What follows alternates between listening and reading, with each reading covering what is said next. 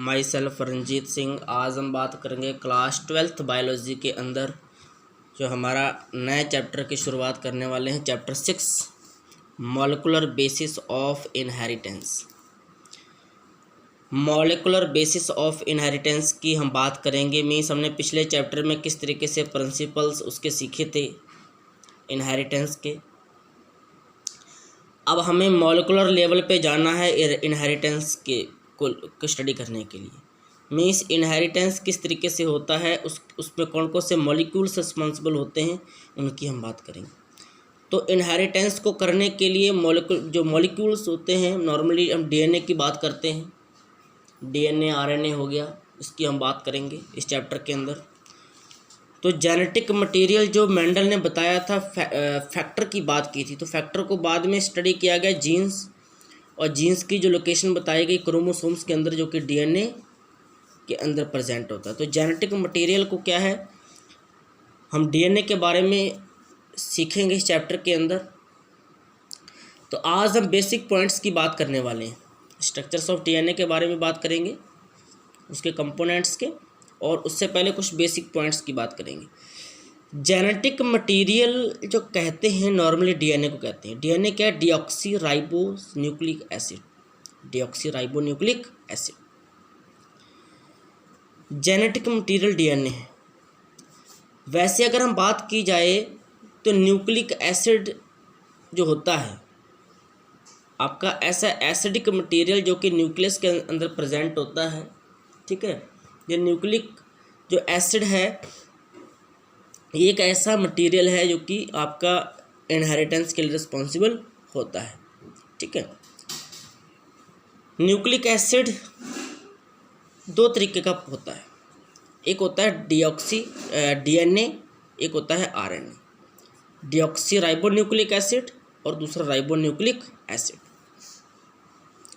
थोड़ा बेसिक्स आपको बताएंगे डीएनए के बारे में। मैंने जैसे अभी आपको बता ही दिया, डीएनए इधर जेनेटिक मटेरियल होता है, अपने अंदर सारी जो इन्फॉर्मेशन स्टोर करके रखता है। डीएनए जो भी करैक्टर्स हैं, सारी इन्फॉर्मेशन डीएनए के अंदर स्टोर रहती है, चाहे हाइट हो, चाहे स्किन कलर हो, चाहे है ना बॉडी की शेप, सारी डीएनए के अंदर स्टोर होती है। आरएनए भी जेनेटिक मटेरियल है कुछ वायरसेस का। जो वायरस होते हैं, वायरस में जेनेटिक मटेरियल आरएनए वो जेनेटिक मटेरियल की फॉर्म में देखने को मिलता है किसके अंदर? वायरस के अंदर।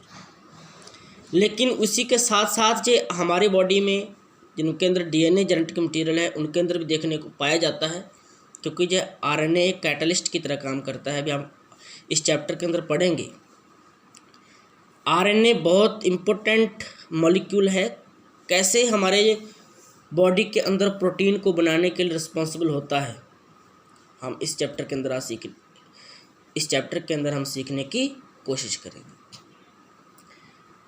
तो इतनी बात आपको समझनी कि आरएनए कुछ ऐसी वायरसेस होते हैं जिनमें क्या जेनेटिक मटेरियल की फॉर्म में काम करता है, रहता है, और साथ ही साथ कैटलिस्ट की तरह बिहेव करता है। एक चीज़ आपको समझनी आज कि हमारी बॉडी में जो नॉर्मल जितनी भी हमारी जिनका जेनेटिक मटेरियल डीएनए है, उनमें डीएनए से आरएनए बनता है। डीएनए से आरएनए बनता है। इस प्रोसेस को कहते हैं ट्रांसक्रिप्शन। क्या कहते हैं? ट्रांसक्रिप्शन कहते हैं। डीएनए से आरएनए अगर तो यूकैरियोटिक सेल है, बात समझना यहाँ पे, तो न्यूक्लियस के अंदर होगा। डीएनए से आरएनए बनेगा न्यूक्लियस के अंदर। अगर प्रोकैरियोटिक सेल है तो न्यूक्लियस होगा ही नहीं, वो तो साइटोप्लाज्म में सारे इवेंट्स चलेंगे इसमें। डीएनए से आरएनए बना, ट्रांसक्रिप्शन प्रोसेस को कहते हैं। न्यूक्लियस के अंदर हुई, आरएनए फिर बाहर आके प्रोटीन का निर्माण करता है, प्रोटीन को बनाता है। इस प्रोसेस को बोलते हैं ट्रांसलेशन। क्या बोलते हैं? ट्रांसलेशन बोलते हैं। आओ डीएनए के बारे में सीखते हैं। डीएनए क्या होता है? डीएनए इधर डीऑक्सी राइबो न्यूक्लिक एसिड, ये एक पॉलीन्यूक्लियोटाइड है। इसमें बहुत सारे न्यूक्लियोटाइड मिलकर डीएनए को बनाते हैं। बहुत सारे न्यूक्लियोटाइड वहाँ पर लगे रहेंगे, ठीक है। अब एक चीज़ आपको समझनी है कि अगर दो न्यूक्लियोटाइड्स हैं, दो न्यूक्लियोटाइड्स को कहते हैं वन बेस पेयर, ठीक है। अगर दो न्यूक्लियोटाइड्स हैं वहाँ पर, उनको बोलेंगे एक बेस पेयर। न्यूक्लियोटाइड्स को बेस पेयर भी कहते हैं, ठीक है ना। तो 2 न्यूक्लियोटाइड्स को क्या बोलेंगे, 1 बेस पेयर। ठीक है, क्योंकि न्यूक्लियोटाइड्स का डीएनए बना होता है। डीएनए के हम स्ट्रक्चर के बारे में पूरे स्टडी करेंगे, किस तरीके से डीएनए बनता है, डीएनए की शेप कैसे बनती है, सारा वो डिटेल में पढ़ने वाले हैं। तो हम बात करेंगे न्यूक्लियोटाइड की। हमने बात की nucleotides means base pairs, nucleotides की हमने बात की, तो इनके नंबर के बारे में थोड़ा सीख लेते हैं। बैक्टीरियोफेज, जो बैक्टीरियोफेज आपका वायरस होता है, बैक्टीरियोफेज वायरस, एक इनका नंबर है। जैसे मान लो कि 174 के अंदर जो न्यूक्लियोटाइड देखने को मिलते हैं वो 5386 न्यूक्लियोटाइड्स या बेस पेयर देखने को हमें मिलते हैं। मीन्स इतने बेस पेयर से इनका डीएनए बना होता है। ऐसे बैक्टीरियोफेज लैम्डा, इसमें 48,502 बेस पेयर्स देखने को मिलते हैं। इस तरीके से बैक्टीरिया है, बैक्टीरिया इकोलाई के अंदर हमें देखने को मिलते हैं 4.6 × 10⁶ बेस पेयर्स। इतने बेस पेयर इनके डीएनए के अंदर देखने को मिलते हैं, जो न्यूक्लियोटाइड्स देखने को मिलते हैं। ऐसे हमारी बॉडी की बात करें, हमारे हैप्लॉयड कंटेंट में अगर हैप्लॉयड क्रोमोसोम्स बात करें, मीन्स हैप्लॉयड मीन्स 23 क्रोमोसोम की बात करें अगर गैमेट्स के अंदर, उनमें हमें देखने को मिलता है डीएनए 3.3 × 10⁹ बेस पेयर्स। अगर डिप्लॉयड सेल की बात करेंगे तो इसे 2 से मल्टीप्लाई कर देंगे तो डिप्लॉयड के लिए बन जाएगा। ठीक है, आप करके देख लेना, डिप्लॉयड के लिए आ जाएगा मीन्स 6.6 × 10⁹ बेस पेयर्स। अब हम बात करेंगे कि स्ट्रक्चर ऑफ पॉलीन्यूक्लियोटाइड चेन, जो स्ट्रक्चर बनता है किस तरीके से, उसको सीखने की कोशिश करेंगे। तो न्यूक्लियोटाइड की बात करें, क्या होता है न्यूक्लियोटाइड। न्यूक्लियोटाइड जो बनता है हमारा, there are 3 components present in nucleotide. कौन कौन से, पहला है नाइट्रोजिनस बेस, दूसरा है पेंटोज शुगर और तीसरा है फॉस्फोरिक एसिड।